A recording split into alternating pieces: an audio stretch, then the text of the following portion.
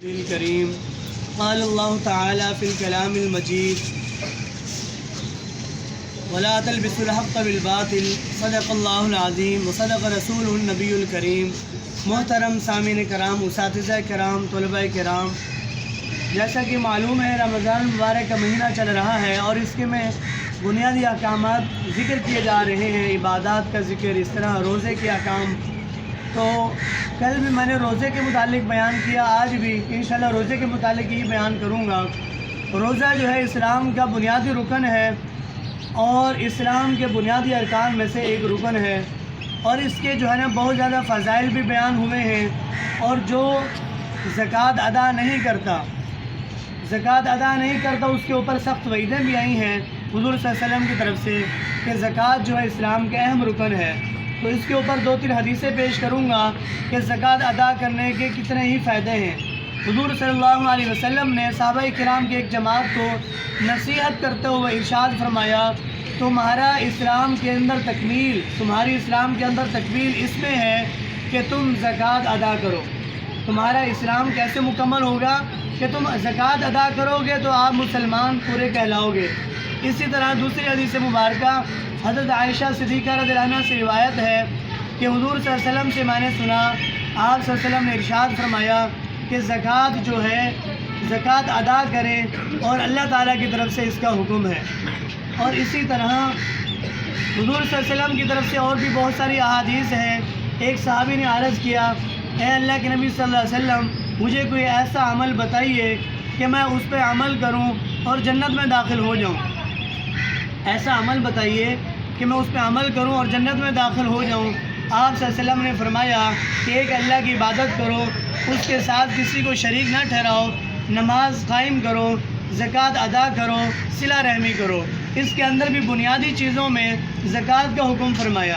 اور اسی طرح قرآن پاک کی سورہ مومنون کے اندر اللہ پاک نے کامیاب مومنین کی صفات بیان کی ہیں۔ کامیاب مومنین 7 علامتوں والے ہیں، جن کے اندر 7 صفات ہوں، وہ کامل مومن ہیں۔ اس میں سے ایک فرمایا والذین هم للزکاۃ فاعلون، کہ مومن کامیاب مومن وہ ہے جو زکوٰۃ ادا کرتے ہیں۔ تو اللہ تعالیٰ کی طرف سے یہ ایک بہت بڑا حکم ہے۔ اسی طرح حضرت ابوبکر صدیق رضی اللہ عنہ کے دور خلافت کے اندر جو ہے زکوٰۃ کا حکم دیا گیا، اور جن لوگوں نے زکوٰۃ کا انکار کیا حضرت ابوبکر رضی اللہ عنہ نے ان کے خلاف اعلان جنگ کیا، جہاد کا اعلان کر دیا۔ تو زکوٰۃ جو ہے ایک بنیادی حکم ہے اللہ تعالیٰ کی طرف سے، اور یہ مالی حکم ہے۔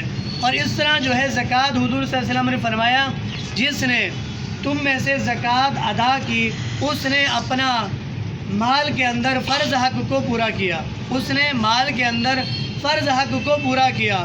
اور اسی طرح اور بھی فضائل آپ صلی اللہ علیہ وسلم نے فرمایا، جس کے اندر 3 باتیں پائی گئیں، جس نے 3 چیزوں پر عمل کیا، وہ اللہ تعالیٰ کی طرف سے اس کے لیے ایمان کی حلاوت ہوگی۔ اللہ تعالیٰ اس کو جو ہے نا ایمان کی صحیح حلاوت نصیب کرے گا۔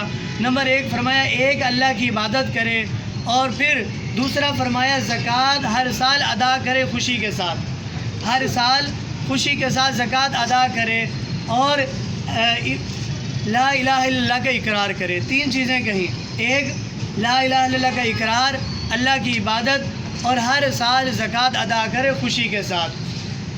تو اس طرح فضائل بھی بہت سارے ہیں زکوٰۃ کے، اور زکوٰۃ کے بغیر ایمان نامکمل ہے۔ زکوٰۃ اگر ادا نہیں کرے گا، قرآن پاک کی آیات 20 آیات ہیں جو اس کی وعید بیان کرتی ہیں۔ اللہ تعالیٰ کی طرف سے فرمایا کہ اگر انسان زکوٰۃ ادا نہیں کرتا تو یہ اس کے لیے گلے میں طوق بنا دیا جائے گا۔ اس کی تشریح میں حضور صلی اللہ علیہ وسلم نے ارشاد فرمایا، جو بندہ زکوٰۃ ادا نہیں کرتا، صاحب نصاب ہے اور اس پر زکوٰۃ فرض ہے، پھر بھی زکوٰۃ ادا نہیں کرتا، قیامت والے دن اس کے مال کو سانپ بنا دیا جائے گا، اور وہ سانپ اس کے گلے میں توق کی طرح اس کے گلے میں ڈال دیا جائے گا، اور وہ سانپ کہے گا میں ہی تیرا مال ہوں، میں ہی تیرا خزانہ ہوں۔ تو قیامت والے دن یہ مال اس کے لیے وبال بن جائے گا۔ تو پھر ہم زکوٰۃ کی اہمیت کو جانیں اور اللہ تعالیٰ کے حکم کو جانیں، اور اس کو جو ہے نا اس کی ضرورت کو بھی جانیں۔ اور اس کا طریقہ کار کیا ہے، مختصر تھوڑا سا بتا دیتا ہوں۔ زکوٰۃ جو ہے ہر ایک پر فرض نہیں ہوتی۔ زکوٰۃ جو ہے صاحب نصاب جو ہوتا ہے اس پر فرض ہوتی ہے۔ صاحب نصاب کون ہوگا؟ زکوٰۃ کس حد پر فرض ہوتی ہے؟ اس کی ترتیب یہ ہے کہ جس آدمی کے پاس 52.5 تولہ چاندی یا 52.5 تولہ چاندی کے بقدر رقم موجود ہو یا 7 تولہ سونا موجود ہو، اس پر زکوٰۃ ہوتی ہے۔ 52.5 تولہ چاندی کیا ہوتی ہے؟ اس کی رقم اس وقت تقریباً کم و بیش 1.25 لاکھ کے قریب بنتی ہے۔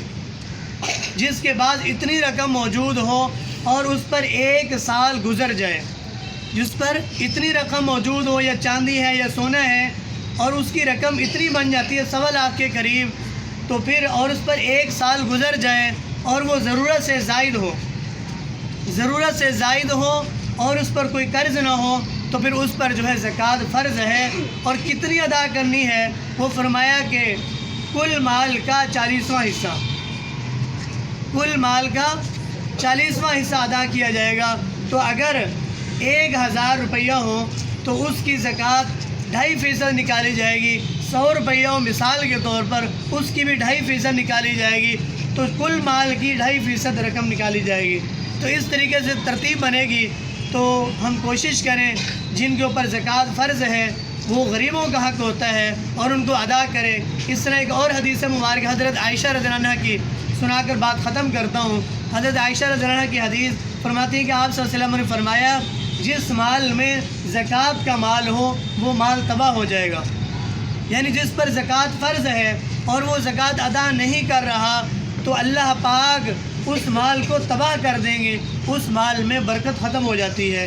تو پھر مال جو ہے، زکوٰۃ جو ہے وہ غریبوں کا حق ہوتا ہے اور ان کو دیا جائے اور اللہ کے حکم کو پورا کیا جائے۔ اللہ تعالیٰ سے دعا ہے اللہ تعالیٰ ہمیں ان سب باتوں پر عمل کی توفیق عطا فرمائے۔ وآخر دعوانا ان الحمد للہ رب العالمین۔